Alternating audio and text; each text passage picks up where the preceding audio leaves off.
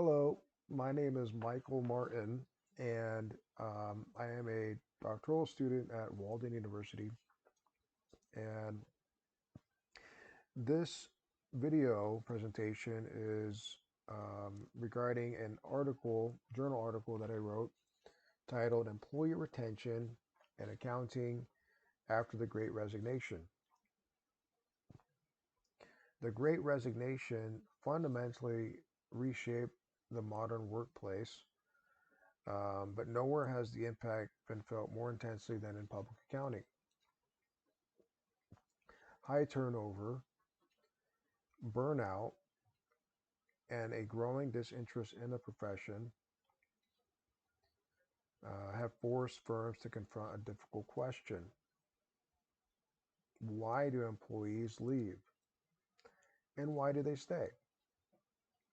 In this video, I'm presenting findings from my qualitative research study titled Employee Retention from the Perspective of Accounting Executives. This study explores employee retention through the lived experiences of senior managers, partners working inside accounting firms during and after the Great Resignation.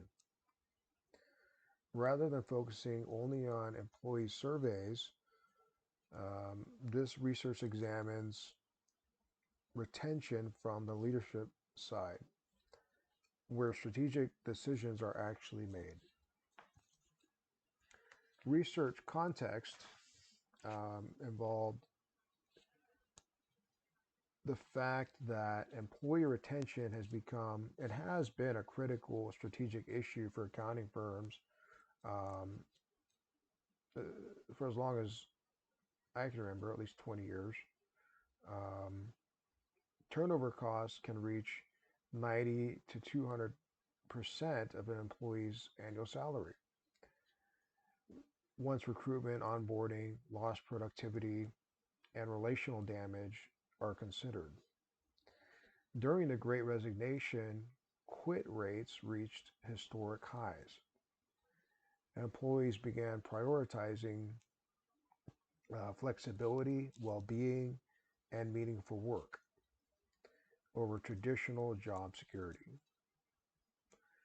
While existing research often centers on employee perceptions, there is far less literature examining how senior managers and partners themselves understand retention challenges, especially within public accounting.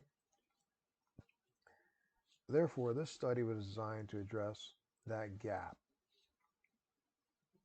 Um, the theoretical framework for the paper is grounded in employee retention theory, often referred to as ERT. ERT is not a single theory, it is a holistic framework that integrates motivation theory, organizational culture, job embeddedness, and perceived organizational support. Modern ERT emphasizes something critical. The reasons people stay are not simply the opposite of the reasons they leave. Higher pay alone does not guarantee retention. Instead, employees remain when they feel supported, respected, and embedded in their organization. This framework shaped both my interview questions and the interpretation of findings. Methodology. This study used a qualitative research design with a purposive criterion-based sampling. I conducted semi-structured interviews with senior managers at accounting firms, individuals directly responsible for leadership, staffing, and retention decisions. The data were analyzed using Braun and Clark's six-phase thematic analysis. This approach allowed for deep pattern recognition across interview narratives. 5 core employee retention theory concepts guided the analysis. Number one, perceived organizational support. Number two, retention strategies. Number three, turnover drivers and intentions. Number four, cost of turnover. Number five, organizational response to labor trends.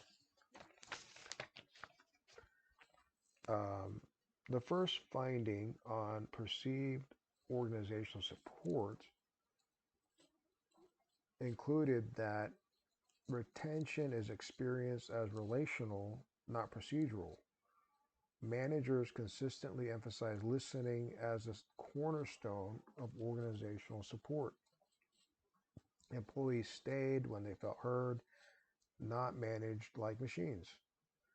Mentorship emerged as a protective factor against burnout.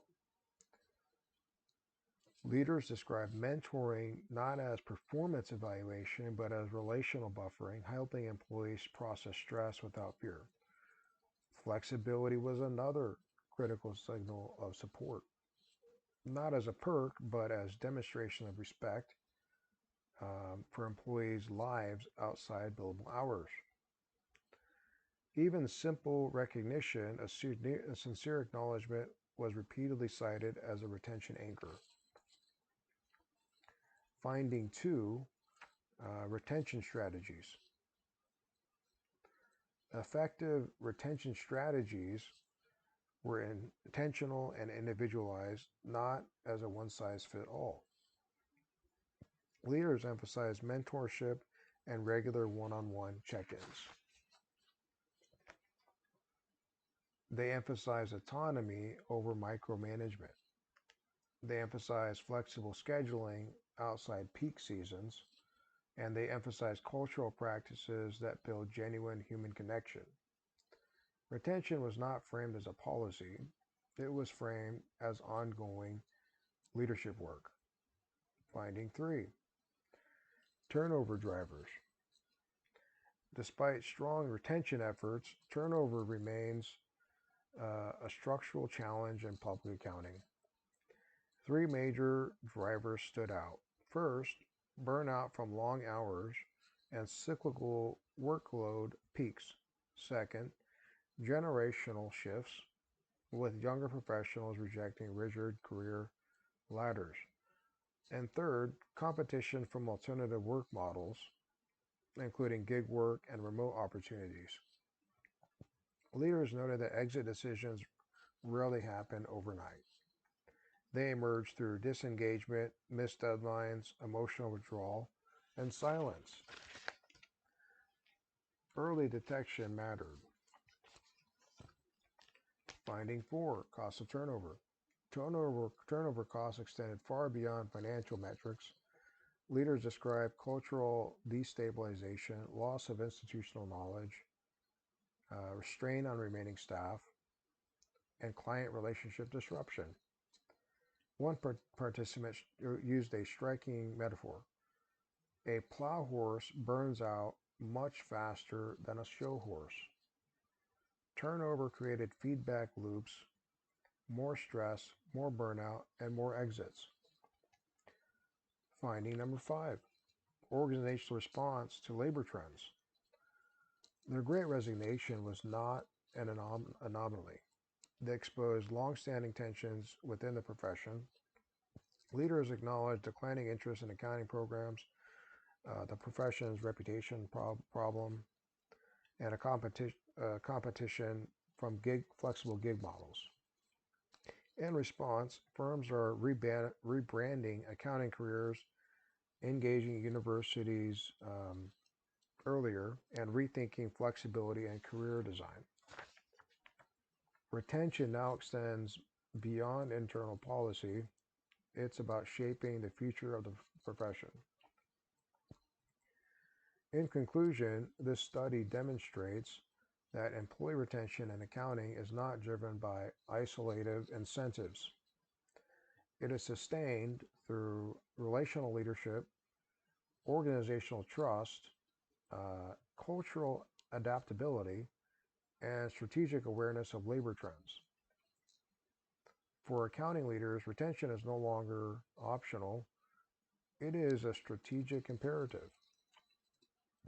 Organizations that fail to adapt risk losing not only employees, but the long term viability of the profession itself.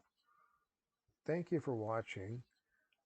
If you're interested in the full journal article or future research on leadership, accounting, and organizational strategy, I invite you to connect. Please see below for a link to the full journal article. Thank you.